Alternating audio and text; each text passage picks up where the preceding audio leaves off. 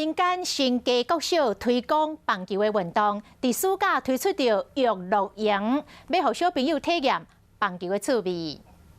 棒球为讲野球，这是台湾的国球。为着好更较侪人了解这项运动，民间乡新加国小的棒球队，逐年休大休寒拢会办育乐营，互有兴趣的囡仔来体验。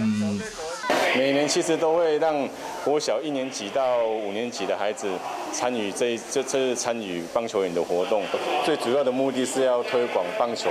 教练会安排基本的课程，像投球、拱球、跑垒等等，用好耍的方式分组来比赛。